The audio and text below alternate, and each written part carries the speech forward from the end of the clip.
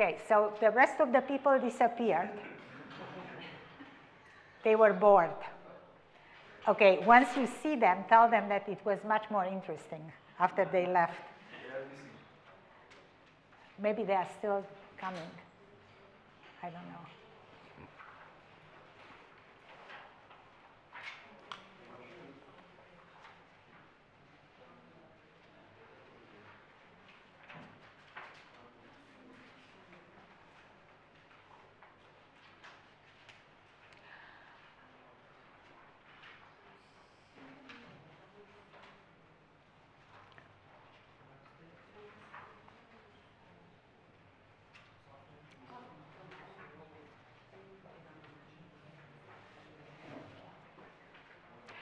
Okay, so as I promised you, we are going to talk a little bit about mixing equipment and primarily about how to model and characterize mixing in mixing equipment.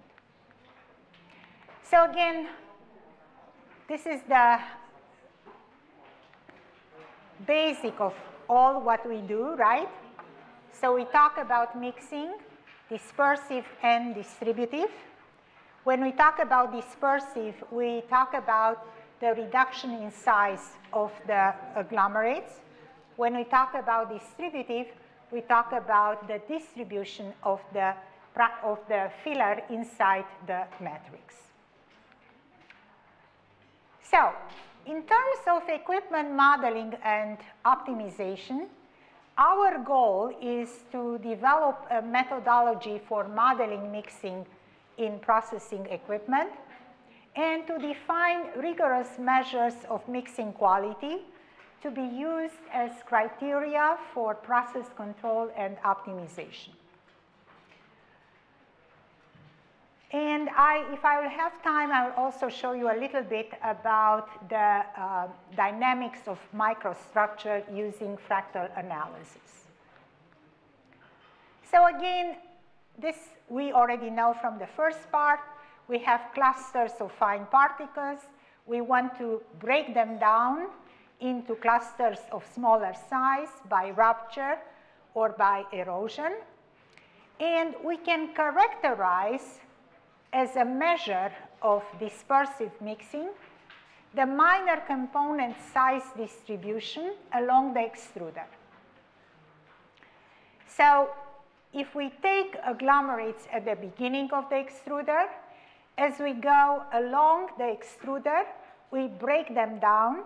So at various lengths of the extruder, we can see the size distribution of the agglomerates. Whereas in terms of distributive mixing, what's important is how homogeneous the system looks. And so we define distributive mixing as the process of repeated rearrangement of the minor component in order to reduce the system non-uniformity. Now, there are various ways. So again, just not very much in detail, but in case of dispersive mixing, the measure of mixing is the size distribution of the agglomerate. In terms of distributive mixing, if we want to look at how homogeneously we distribute the particle or the filler in the system, we can look at a length stretch. If we have, for instance, two fluids, look at the interface between the two fluids. So that's a length stretch or an area stretch or a pairwise correlation function, which defines how many particles are a size apart from each other. We are not going to talk too much into details of that, okay? What I would like, though, to make sure that all of you understand is the fact that the way in which we characterize mixing depends on the length scale, okay? So we can investigate properties at different length scales. And this is schematically shown here. So keep in mind that characterization of the mixing depends on the length scale at which you define the mixing. All right. Having said that, I want for you to take a quiz, okay? You want a quiz? Okay. All right. So if I look at those, so this is a game of marbles, okay? I have 8 marbles, okay? I divide the area in 4 quadrants. And so here I have all of the 8 marbles in 1 quadrant. Here I have 2, 2, 2, and 2. Quiz, which one is better distributed? Okay. Now I have 4, 2, 2, and 0. And here I have 5, 1, 1, and 1. Which one is better distributed? No, not the, I mean, that was quiz question number 1, okay? Question number 2 is between those 2, the bottom 2. Which one is better distributed? First one, right. Okay, how many right, how many left? Right. How many left? Okay. Okay, let's see what's the answer. Okay? Okay, so I will tell you that the way in which I know how to characterize mixing is by using those Rényi entropy. Okay? You learned entropy a long time ago. But entropy is really a measure of the order, disorder in the system. And we can define the Rényi entropy based on this formula, okay, where S of beta is the entropy, the Rényi entropy, and we define it as the probability of finding particles in a certain system, okay? So Pi really represents the concentration or probability of finding the particle in the system, in a certain position in the system. So now, there are different ways of Rényi entropies. So, if the parameter beta is 0, we look at the number of empty bins in the system. They will dominate, okay? So, if I look at this 4220, 5111, I see that in the 4220, I have 1 empty bin, okay? I don't have any empty bin in the system 5111. So in terms of the Rényi entropy with the parameter 0, with beta equals 0, meaning that what I'm really interested is what are the spots which are totally empty. This bin being empty in the system on the left, the entropy is less, meaning that it's not so well distributed, right? So that's clear. Now it's clear. Now let's look if I'm really interested not to have too many particles in one spot. So I'm looking, the bins with the highest concentration will dominate. In that case, if I look at 5111, in one bin I have 5 particles. That's a large concentration, right? On the left-hand side, I have only 4. Which one would be better?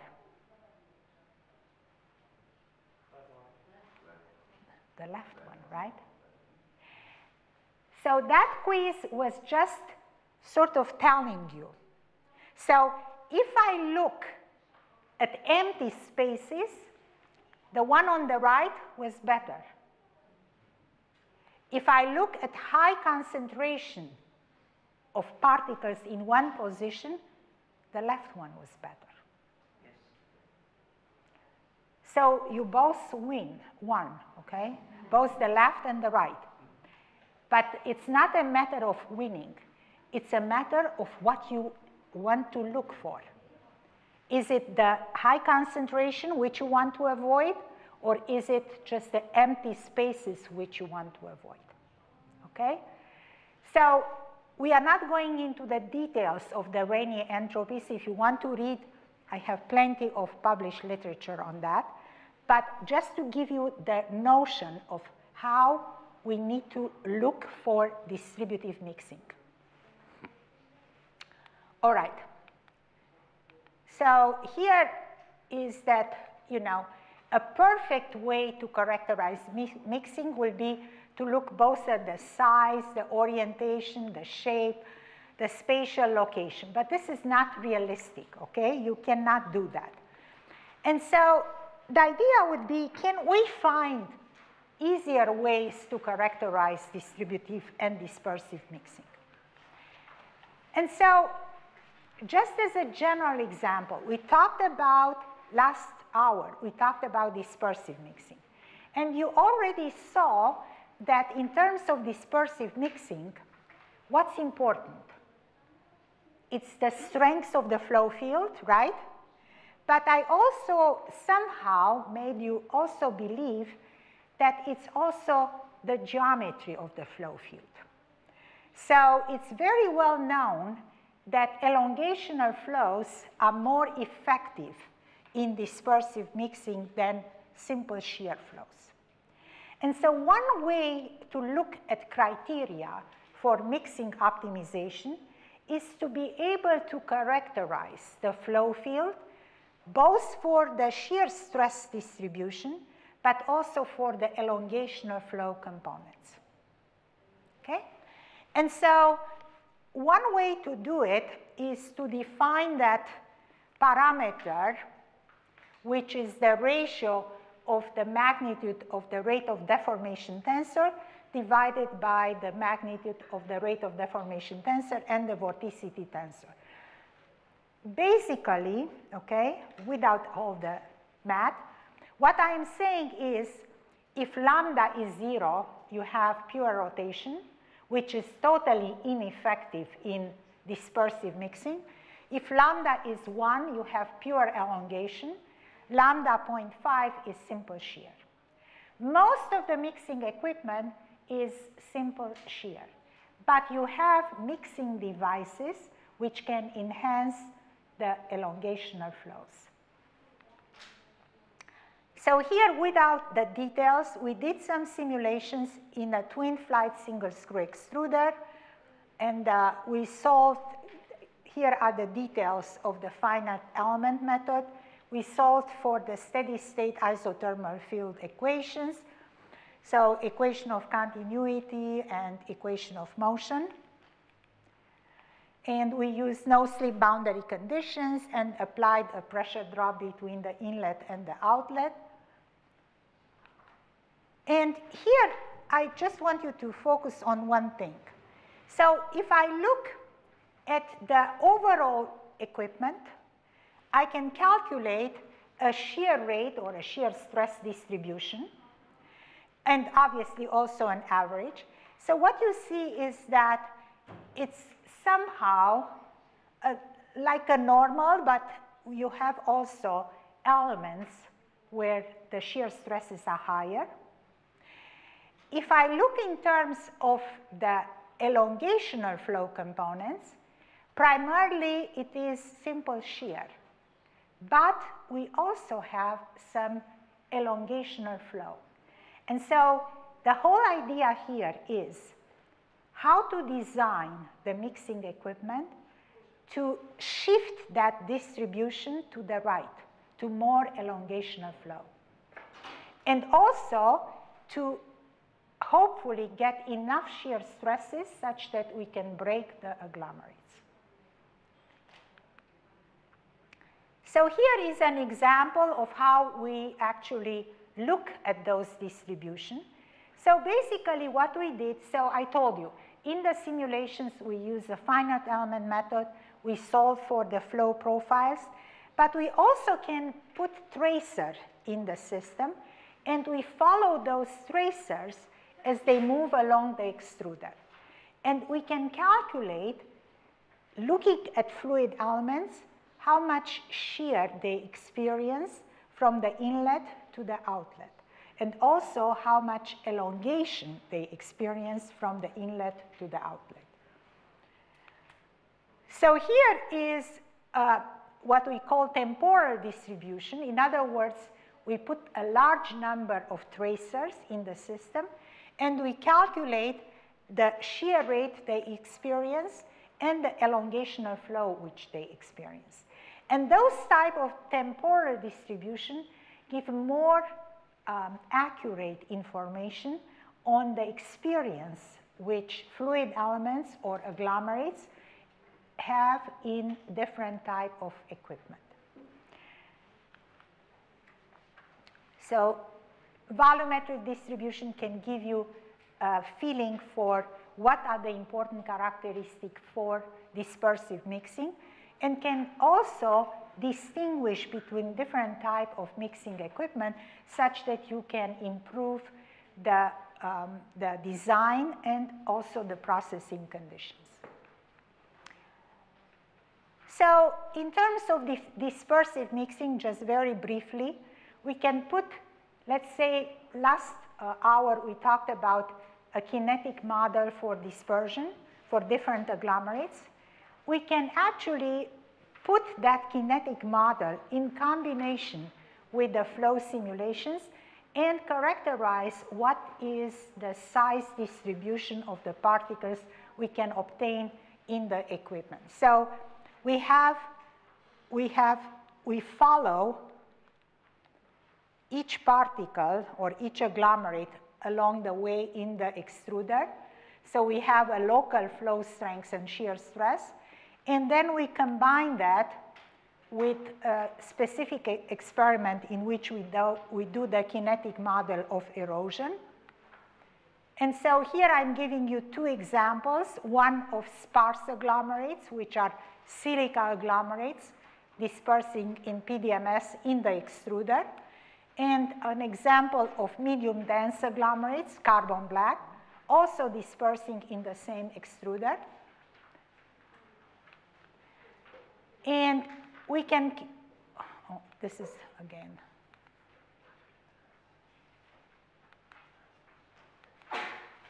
But there is one slide missing here. Okay, here. So now we can actually look at the agglomerate size distribution. So what do we see here? So here is the parent agglomerate, initial parent agglomerate, and after the extrusion process for the silica agglomerates, we shift the distribution much more than we do it for carbon black agglomerates. So we start with the same initial parent size, and why is that? Because obviously the silica is much easier to disperse than the carbon black. And so doing all those simulations and calculations, we see that we manage to break down the silica agglomerates much more than the carbon black. Okay? So that's a way to characterize mixing in equipment. Combining, so one hand side, we do the flow simulations, we have all the shear rates, we have the elongational flow components, we have the kinetic, we combine that with the kinetic model of dispersion for various particles, and we can trace how the agglomerates will disperse along the extruder. I think I'm going to skip over that because we talked about that already. Let me go. I mean, if you have questions, I'll be available to answer them. Here is an example of distributive mixing and how we look. So different particles, how they are distributed. And we calculate that Rayleigh entropy I told you about for beta equal 1 and beta equal 0, but that's not so important. Again, beta equals 0 emphasizes void regions. Beta larger than 10 emphasizes regions of high concentration. The same Rayleigh entropies can be used to look at mixing of two colors in an equipment. Okay? So if you have species of different color, you can also look at the Rayleigh entropy to characterize how well the two colors mix. Okay? So we look at the relative distribution of different species. So not only in space, but with each other.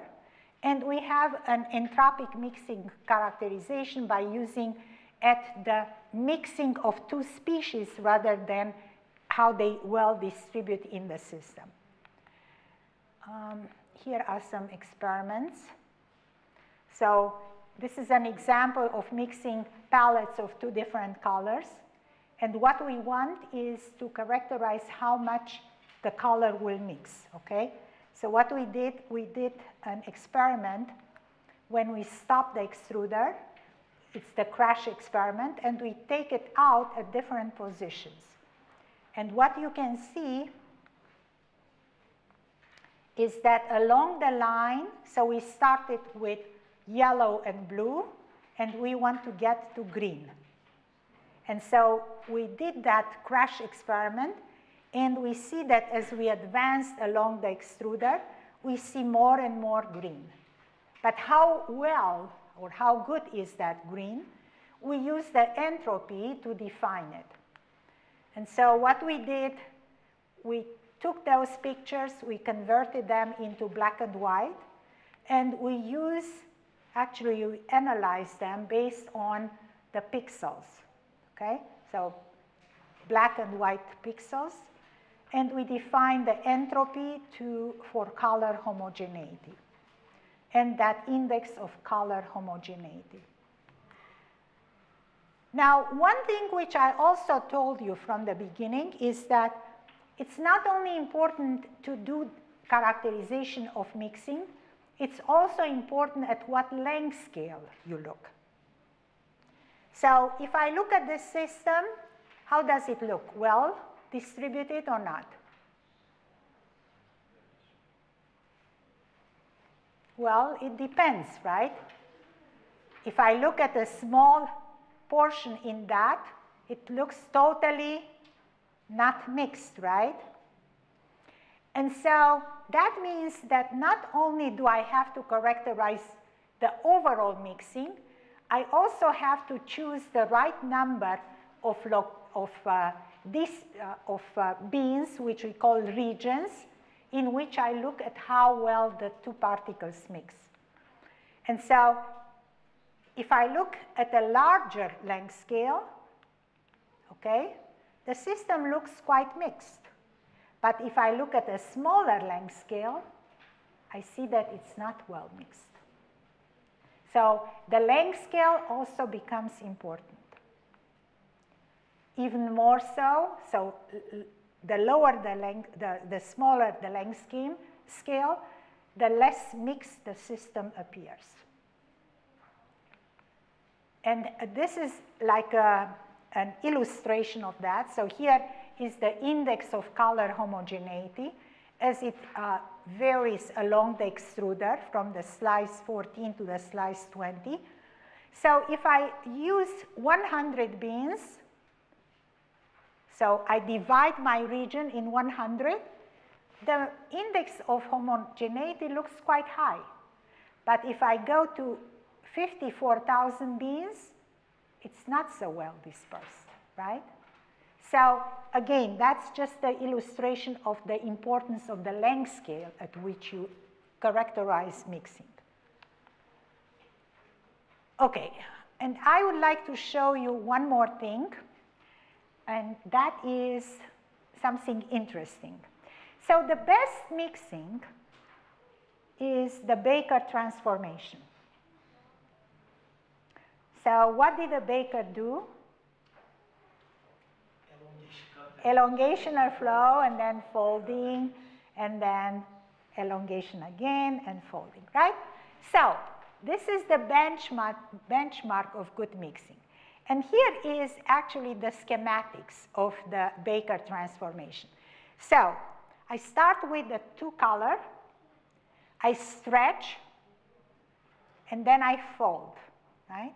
That's how the baker does it. But in fact, I can do also something else. I stretch, and then I cut, and then I fold. And so by doing that many times, I obtain a perfect mixing. And the point which, I mean, that's the last thing I want to tell you about the simulation and so on. What's the point here? I mean, you look at the baker, right? And obviously you improve mixing. But why do you improve mixing, really? What's happening along the line? Increase the dispersing.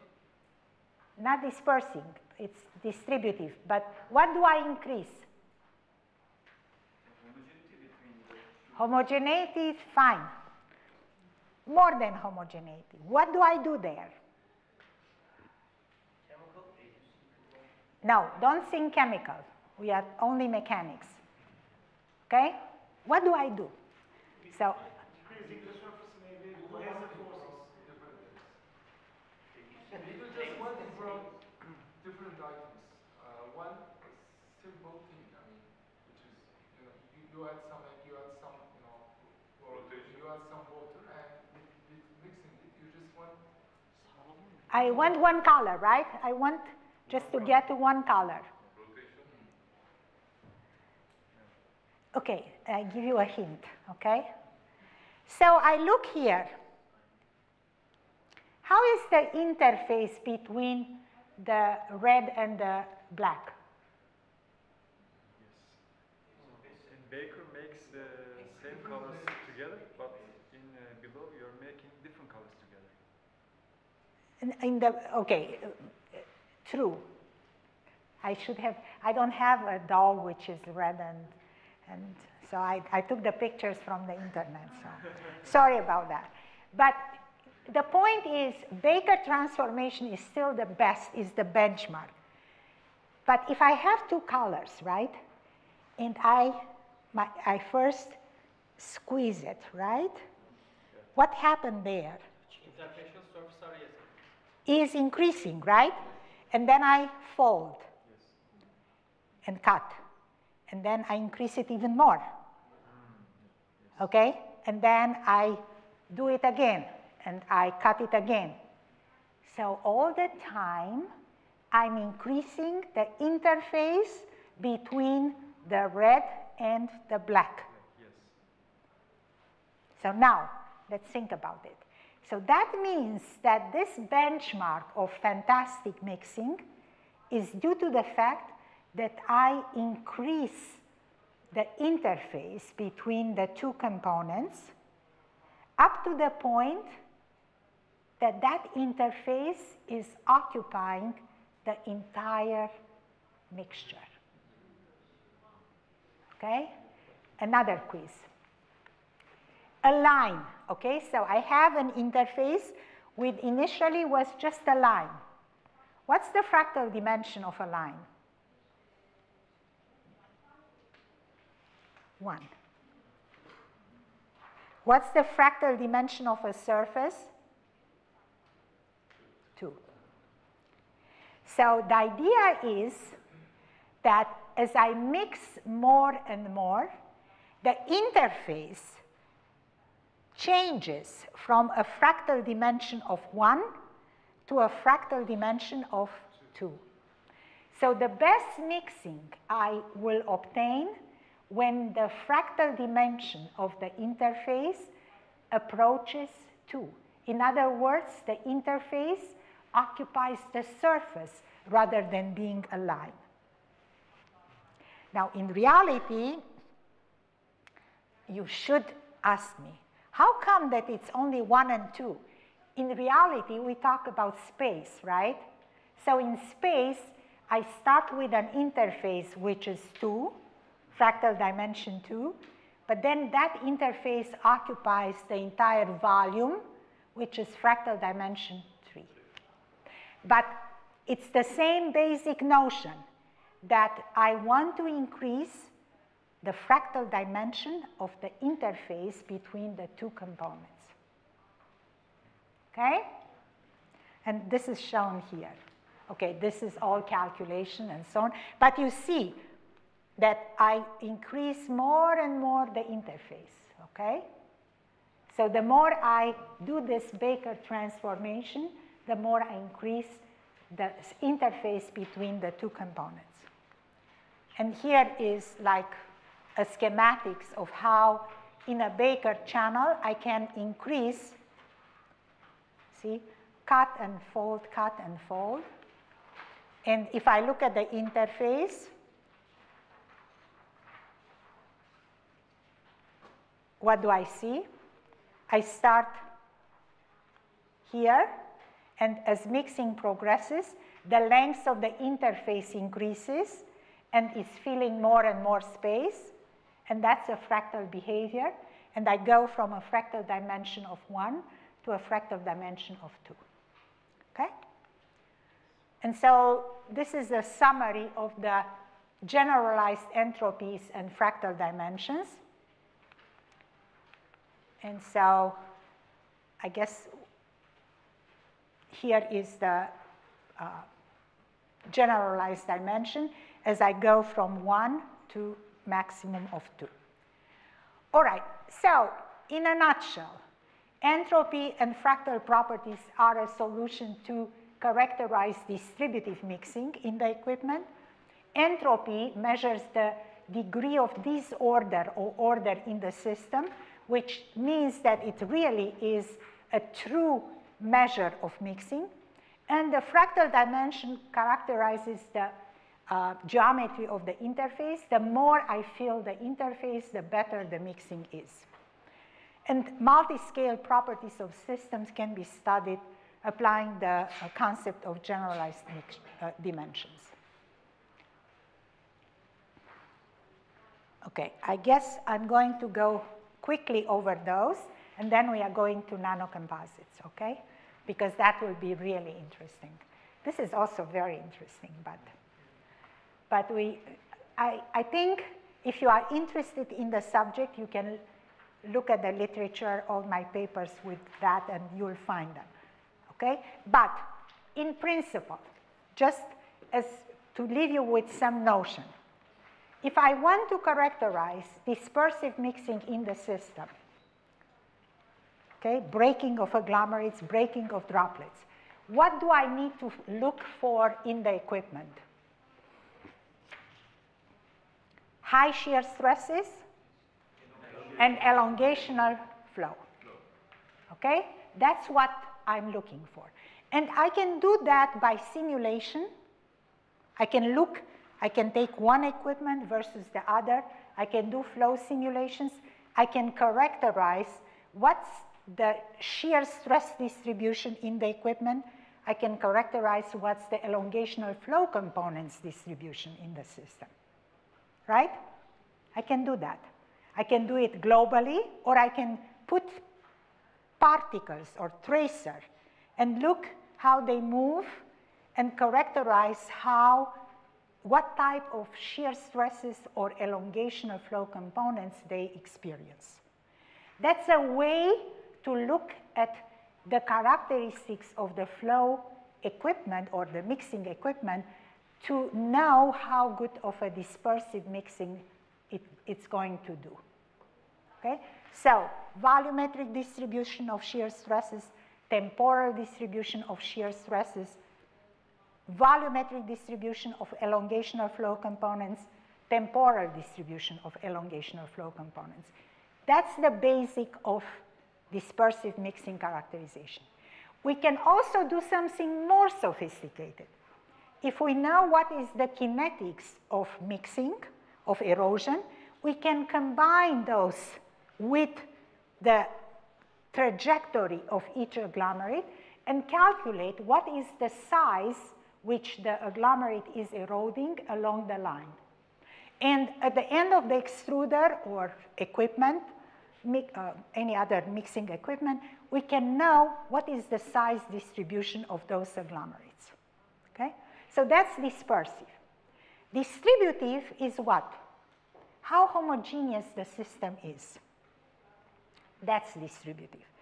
And if I want to characterize distributive mixing, I show you that game of marbles. I have to define what I'm looking for. Am I looking for voids or for regions of high concentration? And I can use Raynier entropies, which have those complicated formulas, but they are not so complicated. So basically, what I am probing is how many particles of the minor component are in different regions, and characterize that by entropic measures. Okay? And what else did I show you? So that is, entropy can also probe distributive mixing, regions voids or regions full with high concentration.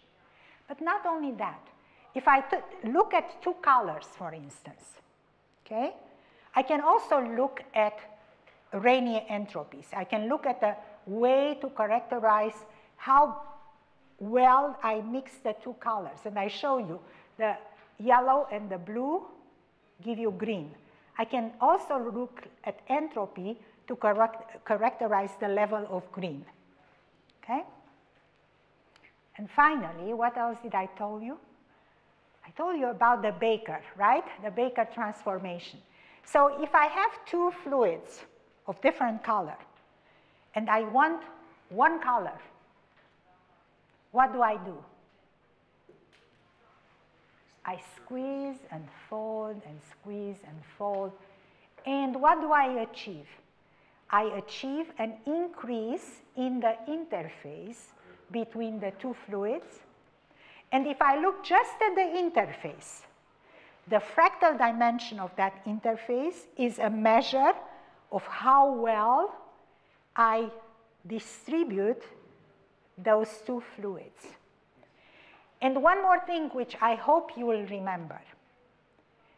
When someone is telling you mixing characterization, okay, you should ask the question, at what length scale? Because mixing at different length scale appear different. So in mixing characterization, it's not only, you know, how you characterize the mixing, but also at what length scale you characterize. And so with the Raynier entropies, I showed you briefly that if I divide my region of observation in 10 beans or in 10,000 beans, the mixing looks totally different. Okay? That's in a nutshell. Okay, now I'm going to take some water and I'm going to go to nanocomposites. But if you have any questions, ask me now about mixing.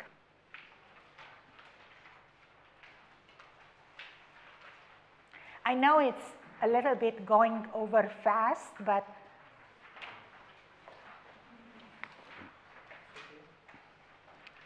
questions or no? No? Oh. You skip this presentation page, but what if we change the hexagon of the screen? Yeah. Because normally pitch square we have 17 degrees. Yes. But what's happened when we change higher than the 17 or decrease than 17? Okay, so that was here, I believe. And do you have any experience about not single flight, double flight screen? Yeah, we did that also. There are many published articles on that.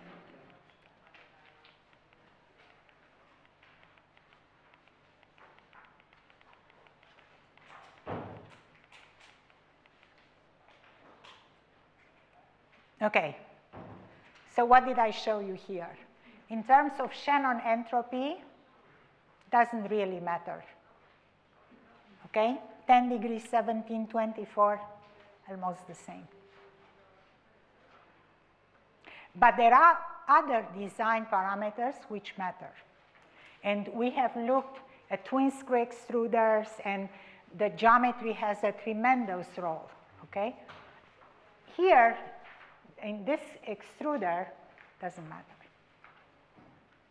But when we decrease the degree of the helix angle, the residence time is also increasing.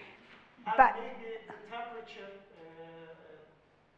yes. is also the... Yeah, but remember, what I show you here, it's a throttle ratio of minus 0.5. I keep it constant. And that's why your point is well taken. But because I keep the same throttle ratio, I more or less keep the same residence time distribution. And this is an isothermal flow simulation, so we are not considering the temperature effects.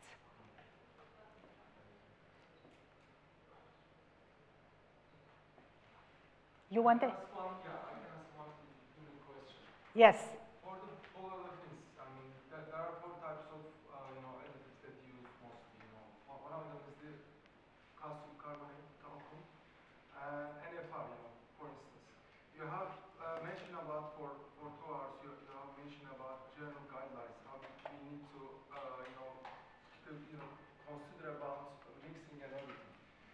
Especially for the polyolefins and the type of additives that I mentioned, do you have some kind of guidelines that we need to, because in some cases calcium carbonate is being used, some cases talcum is being used. I mean, do you have any, general guideline for, especially for the polyolefins and for those additives?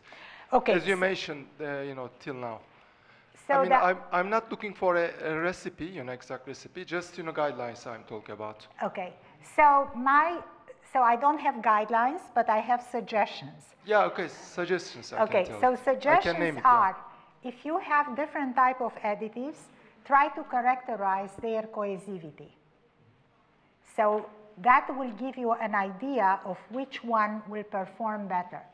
The other thing which you need to look at is the interfacial forces between the matrix and the additive which you are using. And that also will change the degree of mixing. But you can do cohesivity studies for the different type of additives, and that will give you a sort of a guideline of which one would be better. Now, the other important thing, and there are a complexity of factors here.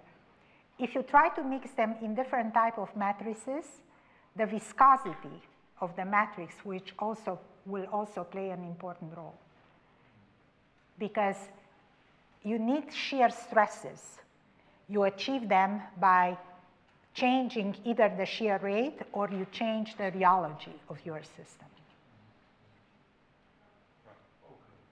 Do you have any, specific lecture, based on those additives and the, polyolefins? You mean right now? I mean, no, not right now, but later if I can send you an email, I can get some more detailed information. That's the question. I don't have lectures per se because I do just the theory, not so much the experiments.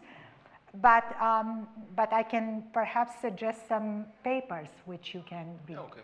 Okay, it's fine as well. Thank you. Yeah. Okay, are we good? Do we move on? Yeah. Okay. Let me see if I can know how to move on.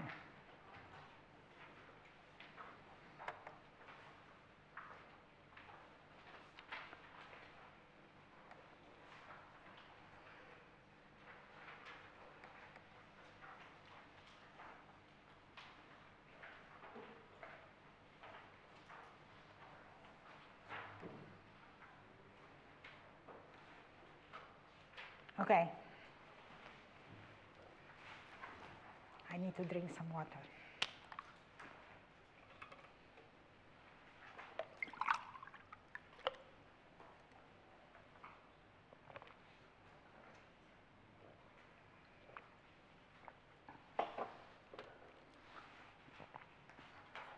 Okay. So, challenges in nanocomposites, obstacles and opportunities.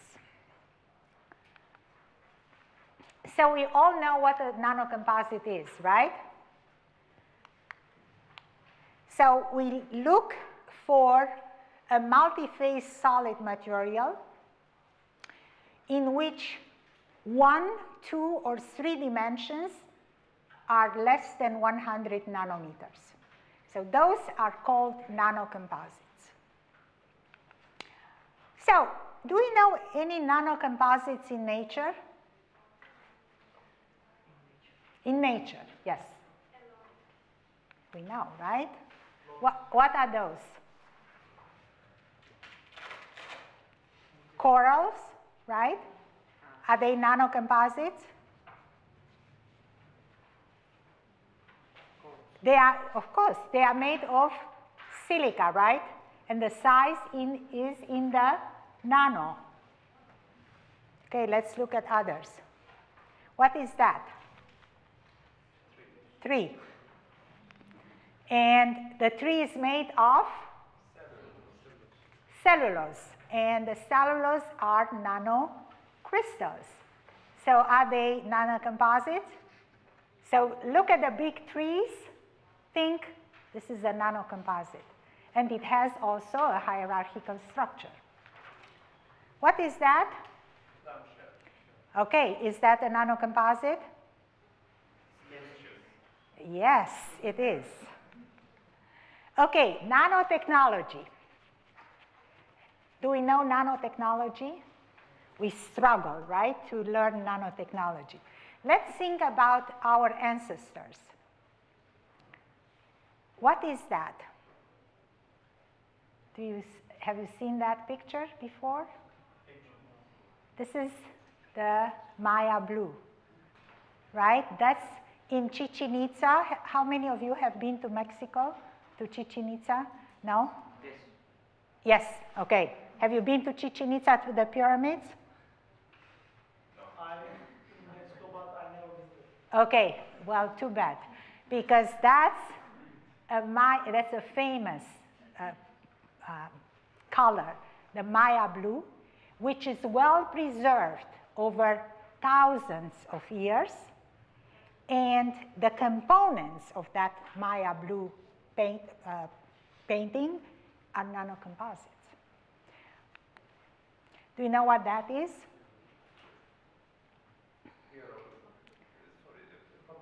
Papyrus. Okay, how many years ago? Couple of thousand. Still preserved. Why? What did they use? Nanotechnology, exactly. And the nanotechnology was carbon black, right? A special carbon black in that particular papyrus. Okay. What is that? It's a cup, but it's a famous one. It's the Luciferous cup that's in the British Museum. And what is so special about it? It changes color depending if the light passes through or it reflects, okay? And that's also nanotechnology, because it's a mixture of gold and silver in that cup, which makes the color change if the light passes through or it reflects, okay? Nanotechnology. All right. What is that? Is that nanotechnology? Probably. Yeah, it is. It's the kaolin, right, which is a nano filler. Nanotechnology. What is that? Adobe construction, old, ancient. It's still used actually in the United States in some places. In Turkey also, in some region. Yeah, the same? Is it nanotechnology? Yeah. All right. So we are not inventing right now nanotechnology. We are just using it, and we try to understand what the ancestors did and perhaps do the same thing nowadays. So let's talk about nanofillers. We all know that there are many types of nanofillers, starting with carbon black, right, and mesoporous silica, and those are usually round spherical particles. So we call them that they are 0D nanofillers. If I go to carbon nanotubes or silver nanorods or cellulose nanocrystals, they are 1D type nanofiller. They look like rods with high aspect ratio. Now, if I look at graphene or clay, what are they? They are 2D. They look like platelets. So the shape of the nanofiller is very important.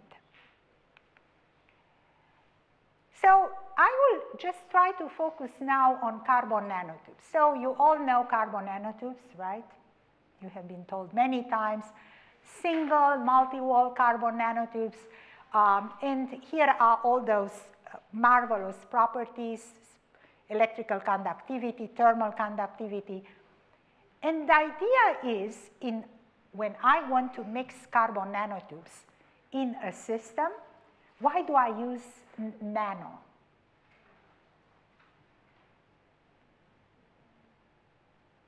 Because it's interfacial surface area. Is very, very large, and there is a very good chance that I can obtain high properties at very low concentration, right? That's why, that's the whole buzzword here.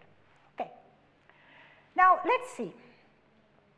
Applications, I don't have to tell you in how many areas, right? Vehicle components, adhesives, wind turbines, sports, all that. Marvelous properties, electrical conductivity, thermal conductivity, and so on.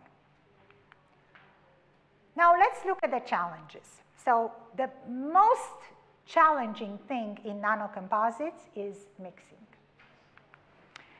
So basically, what I want to do is to go from powder of carbon nanotubes, which looks like that, to something which is well dispersed and distributed. That's a challenge, right? So the challenges are dispersion, distribution, and poor interfacial interaction between the carbon nanotubes and the polymeric matrix. Okay? Those are the challenges. And now I am going to ask you a few questions. Okay? Tell me, is more better?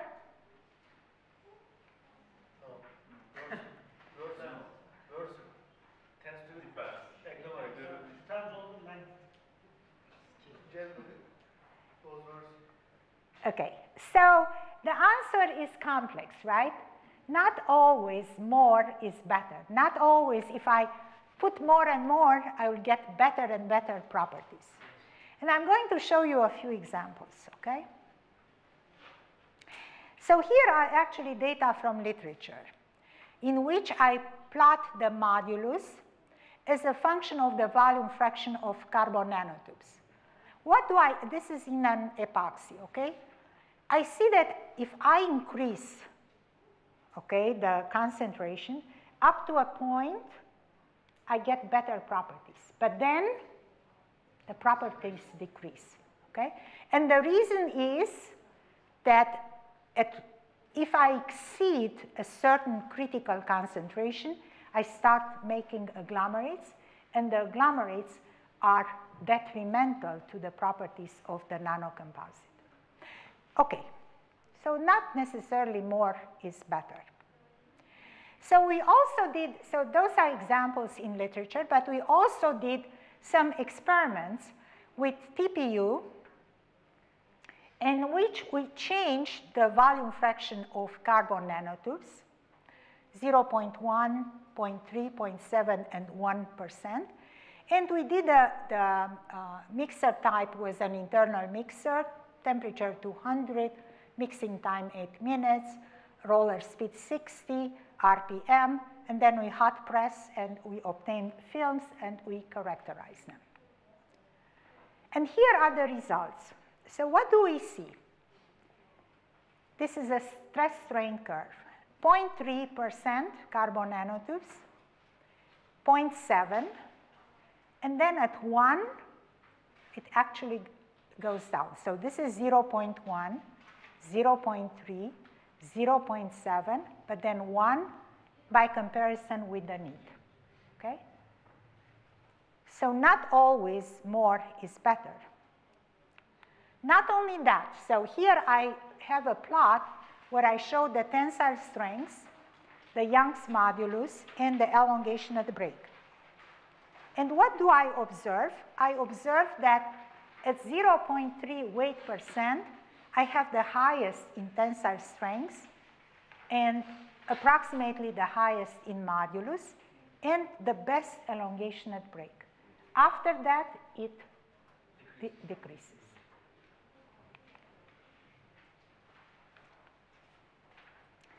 The same is true for the storage modulus, especially at high temperature. So what is this? This is the need.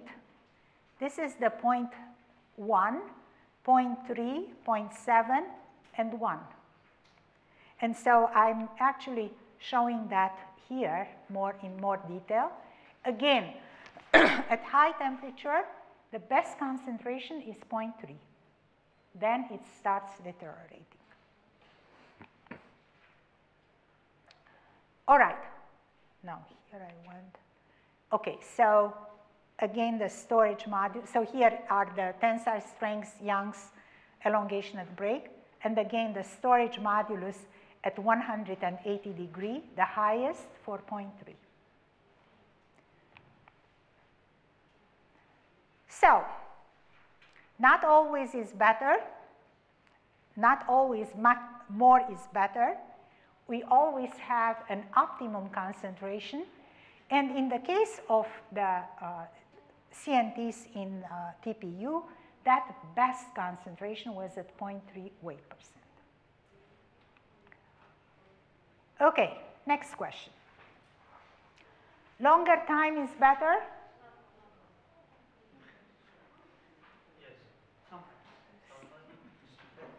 Well, maybe, right? Not always. In general, we need to find a sweet spot where we stop, right, the mixing. Because then what happens, we deteriorate the properties. So here is an example, again, of electrical properties of carbon nanotubes. Those are SEMs and DMs. And if I plot the electrical conductivity as a function of the content of CNTs, what do I see? A is this one, right? Then B, C is actually lower, right? And D is even worse. So we did also some experiments. So our experiments were the following. We mixed again, this is in view of making TPUs, but we mixed the carbon nanotubes into the polyol. And we did the mixing by sonication at 40% amplitudes, 5 seconds on and 3 seconds off, temperature 65, and sonigation time we varied between 10 and 90 minutes. And we did an optical microscopy characterization, also a UVV spectroscopy, rheology, and TGA and DMTA. All right, let's see how it looks like. So this is CNT in polyol. 10 minutes, 20, 30, 60, 90. Which one looks best? You would say 90. Yeah, 90 is best. Let's see what are the results. Okay. So if we look at the UVV spectroscopy, obviously the CNT is absorbed at 230, I believe, nanometer wavelengths. As we increase the sonication time, we increase the UVV's absorbance. Obviously, because we break down the CNTs more and more. If we look at the rheology, okay, this is the complex viscosity, and this is the storage modulus. And what do we see here? So here is the neat, and then 10 minutes, 20, 30, but 60 and 90 are sort of overlapping. What do you see really here? Here is a Newtonian type behavior. Here is shear thinning, okay? So it's only after 30 that I start seeing shear thinning in the system. Here is storage modulus. What do I see here? Formation of a solid, right, a network. Oh, again, where do I see that? Only after 30, 60, 90. Mostly 60 and 90. But the difference between the 60 and 90 is not that much. Let's look at the shear viscosity. So what I see here, this is the neat polyol, and then 10 minutes, 20, 30, 60, and 90. Very similar results. Shear stress versus shear rate, exactly the same results, right? If I try to fit those data by a Hershey-Bartley model, and that is going to give me like a yield stress of the network, what do I see here? So let's look at the yield stress for the network which is formed by the CNTs. So obviously 0 for the neat polyol, up to 30 seconds. At 30 minutes, I start forming a little bit of a network, but the strength of the network increases from 60 to 90, okay? So the theory here is that the more I mix, the more I sonicate, the more I break down the agglomerates, the more I create a network. But the difference between 60 and 90 is not that much. And now if I look at the thermal stability of the suspension, what do I see?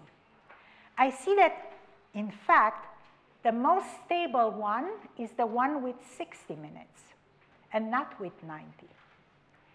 So this is the derivative weight, and this is the weight loss. So the best is really 60, not 90. If I look at the properties at high temperature, actually, what is the best? The best is 30. So depending on the application, not always mixing more is giving me better results. And again, that's a blow up at high temperature. So in terms of thermal conductivity, I get like a sweet spot around 30. And in terms of G prime, the storage modulus, I get like, so in terms of thermal, the degradation temperature, up to 60, it's fine, and then it starts deteriorating. In terms of the storage modulus, up to 60 increases, and then it plateaus. And the same is true for storage modulus and thermal conductivity. So, in that case of mixing CNTs into the polyol, we have an increase in most of the properties with increasing sonication time, but then the properties either plateau or decrease. And the rationale behind it is that the more I mix, I disperse more of the CNTs. But then at one point, I start breaking the CNTs. And if I break the CNTs, that means that I decrease the aspect ratio, and the properties will decrease.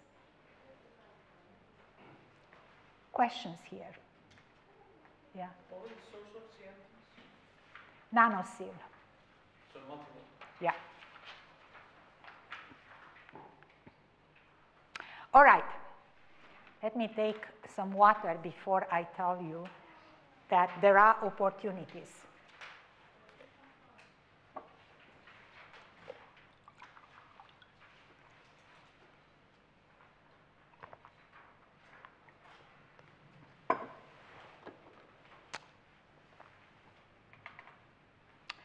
Let's see what are the opportunities. Can we talk about a combination of two fillers? Let's try to see if I do hybrid fillers, if there is any synergy in the properties. So the way in which I did that was by mixing carbon nanotubes and graphene. So carbon nanotubes 1D, graphene 2D.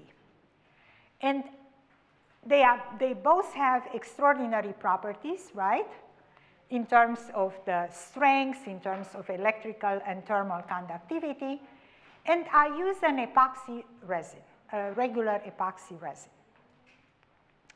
And I wanted to see if the mixture of the 1D with 2D is going to give me better properties. So the way in which I did that was I sonicate epoxy and the filler at high temperature, degas, mixing with hardener, curing, and making the composite. Okay? And here are the mechanical properties.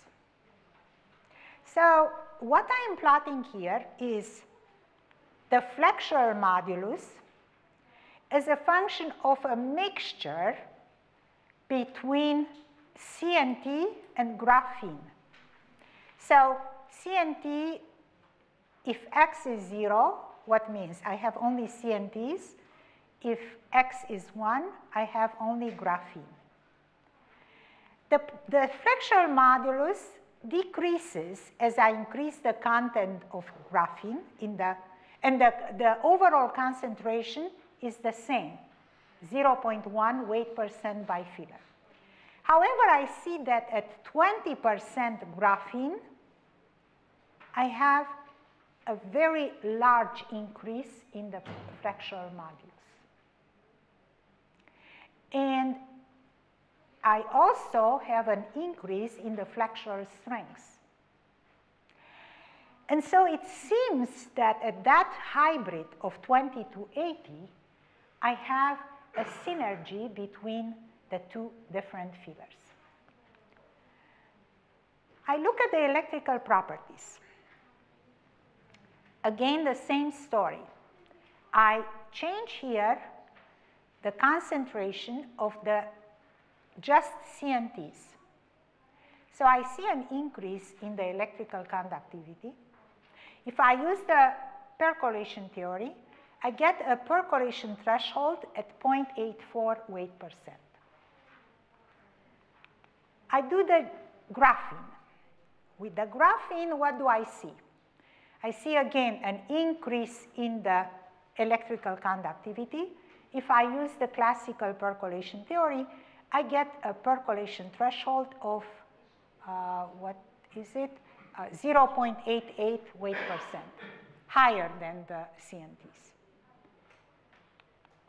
I did the combination 20-80, 20% graphene, 80% CNTs.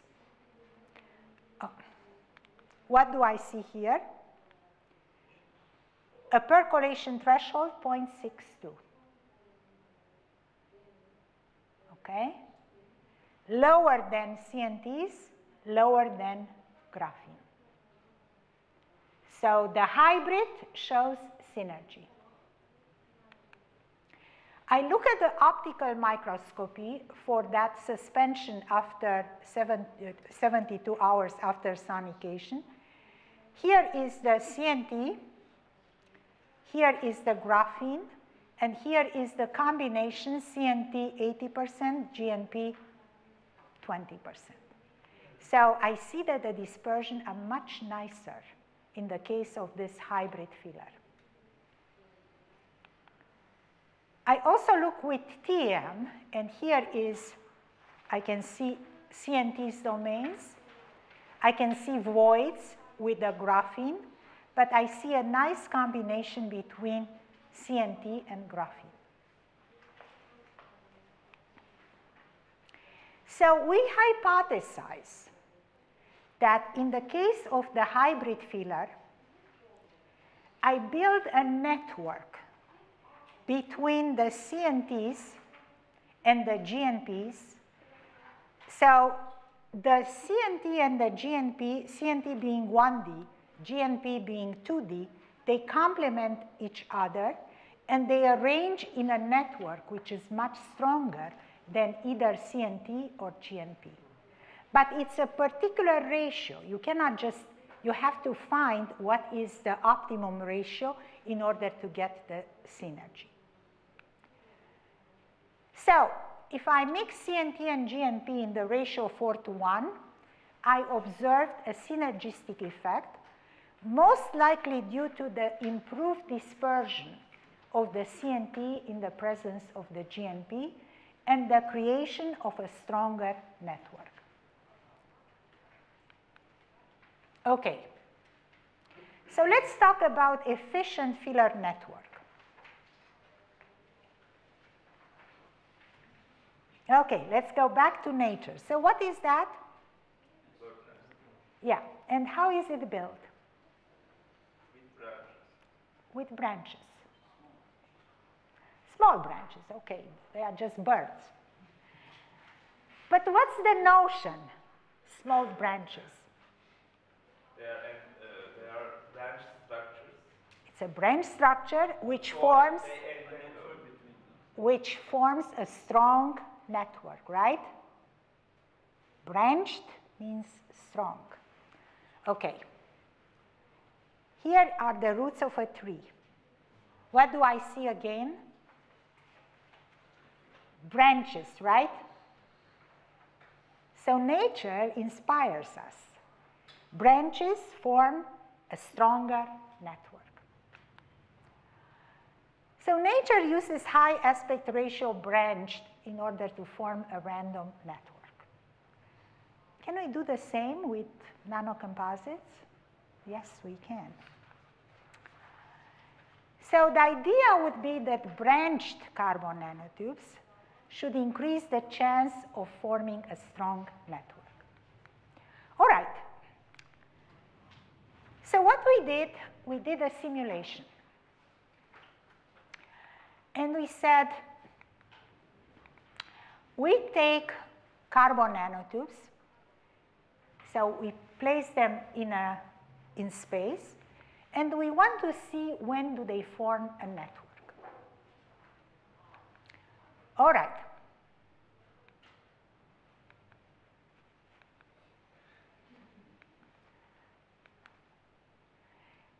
So we form a conductive path by interconnection of those carbon nanotubes. And in the simulation, we defined that we reached percolation when at least 80% of the nanofiller has 2 or more contacts. So this is the simulation. And here I look at those carbon nanotubes, which are straight. And here I look at carbon nanotubes which are branched. So there are branched carbon nanotubes. And the idea is that if I use branched carbon nanotubes, I can get former, stronger networks. Okay.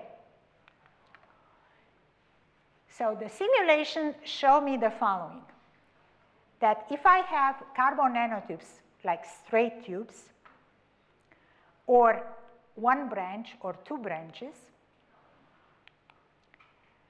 the percolation threshold for the system for the straight tube is 0.063. For the system which has one branch is 0.056. For the system which has two branches, it's 0.049.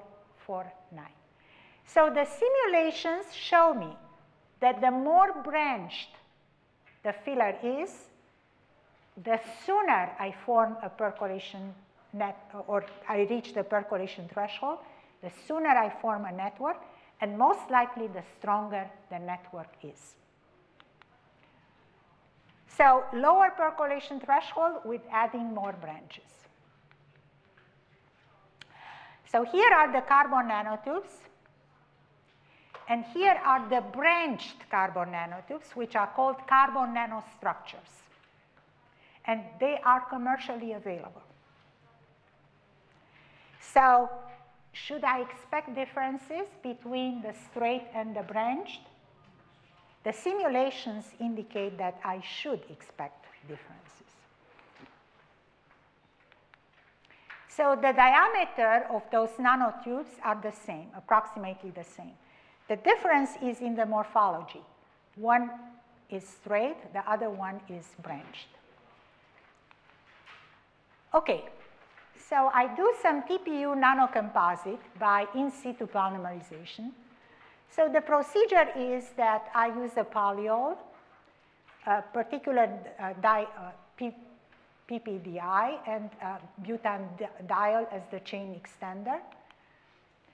So we use two different types of carbon nanotubes. So one is this nanoseal, which is the straight, and the other one is the carbon nanostructures. So the way in which we did the experiment, we put the nanofiller in the polyol, and we use a particular beaker size to improve the sonication.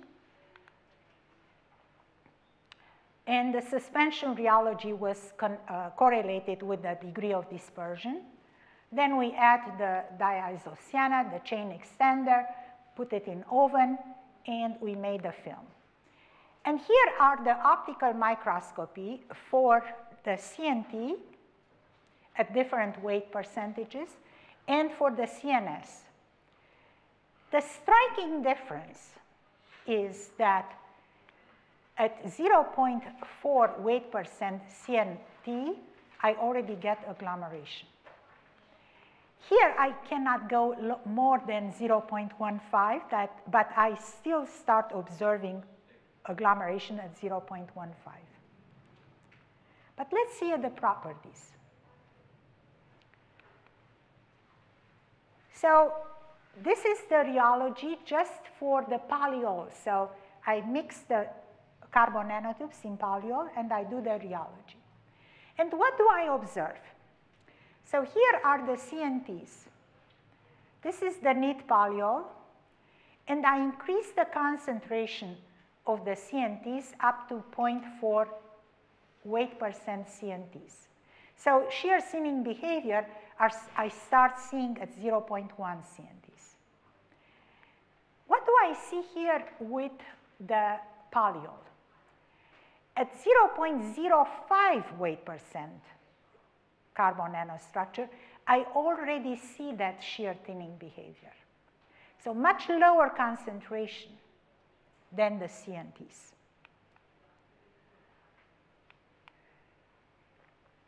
So for the CNTs, network forms at concentration at 0.1 weight percent and above, but network forms for CNS at loading as small as 0.05 weight percent.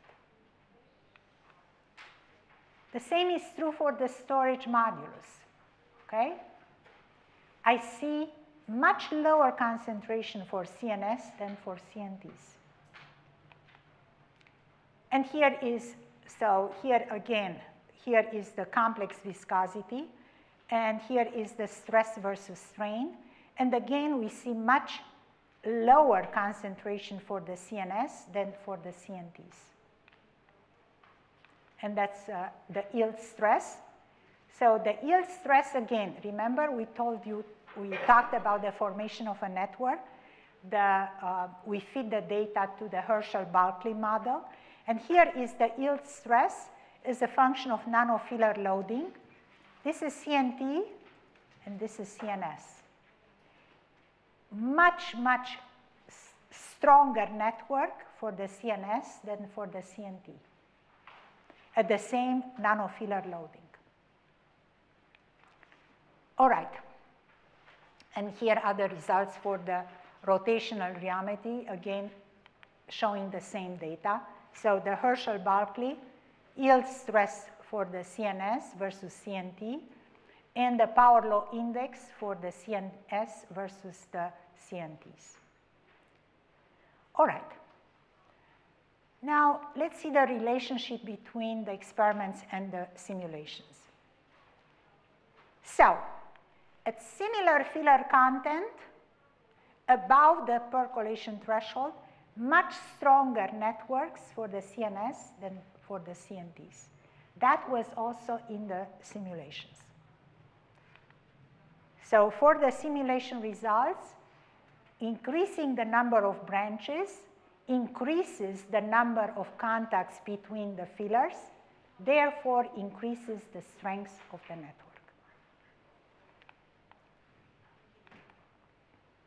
Okay, morphology. So here I have 0.1% CNS.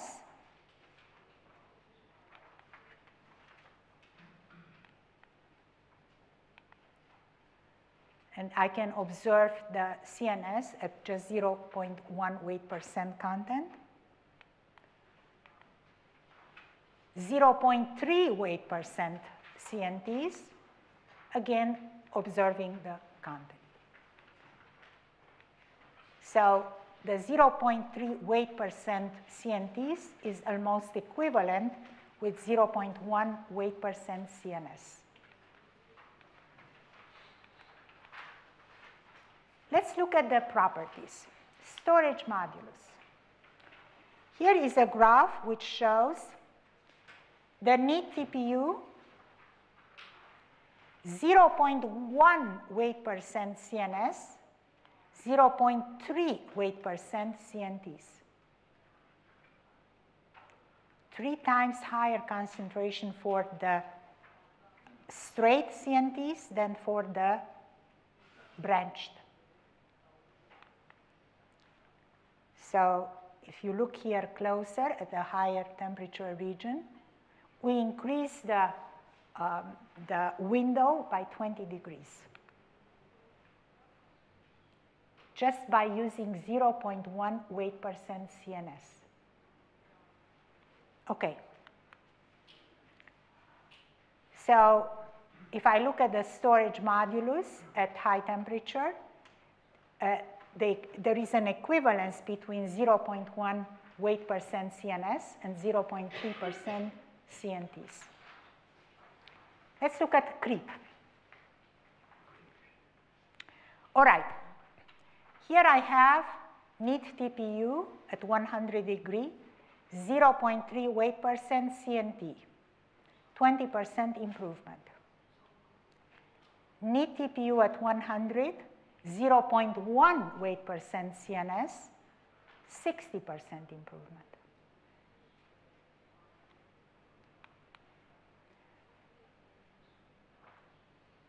At 120,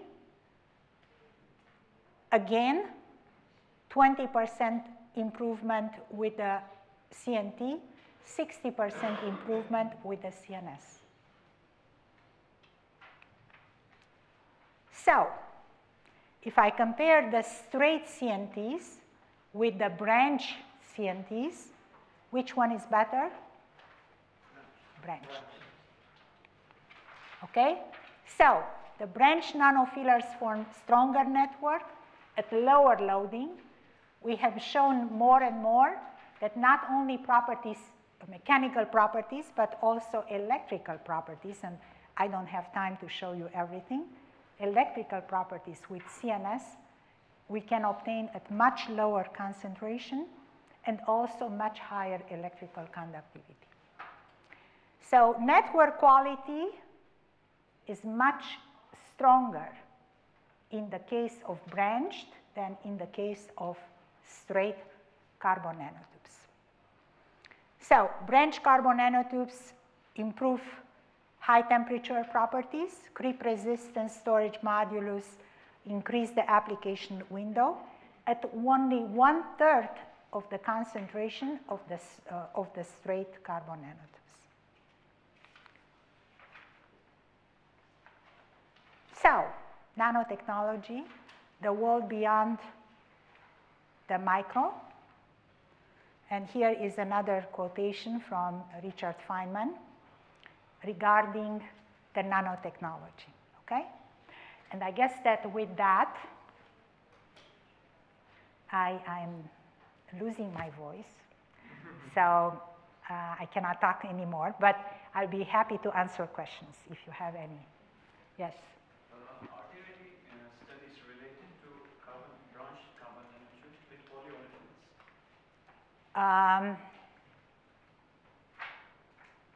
I'm not sure, because I think the only published carbon nanostructure, the branched carbon nanotubes, we have done it in our group, lots of work, but it was primarily TPU, not polyolefin, no. How do you do branching?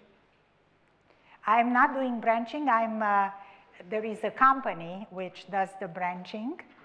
Yeah, and well, they manufacture those branched carbon nanotubes. European company or No, American. It's actually, it used to be Applied Nano Solutions, but they have been bought by Cabot. Cabot.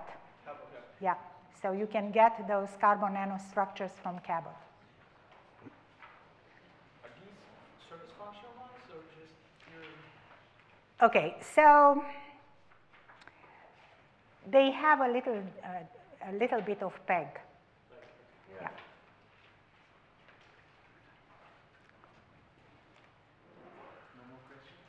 No more questions? Are you tired? No? Okay. Why do you prefer ultrasonic dispersion for the nanotubes rather than shear? Okay. I showed you an example. We did also shear, we did also melt mixing, we did all sorts of things. But here is just an example. Yeah, but the best mixing is with ultrasonication. But you cannot do it really very well in an industrial setting. Also, it depends on the viscosity. So Right. as you disperse, the viscosity will go up and the efficiency will go down. But still, it's the best in terms of, and there are people who do it at industrial scale. Yeah. I know that for a fact. Okay. You use what, 20 kilohertz or higher frequency? 40, I believe. 40? Yeah. Thank you. Okay. Thank you very much. I hope you didn't get too bored. We would like to thank you very much. You took us a very, very nice Sunday walk in the micro world. It was very marvelous. And we just would like to give you a small packet for the memory of today. Oh. Okay? Okay. So we picture. Yes, we'll have picture. No picture. No picture? No picture. Yeah, we have. Can you please do it? Okay, so if you do a picture, don't take it too close. I arrived last night at 4 o'clock, okay, in the afternoon. I had a terrible jet lag. So, you know, either you Photoshop it. Sure. Don't worry. Let's see, take it here. Okay. Thank you very much Okay. for your contributions. Yes. O solda kalsın. Solda kalsın, solda. Tabii. Projeksiyondan dolayı. Okay. Okay. One more time.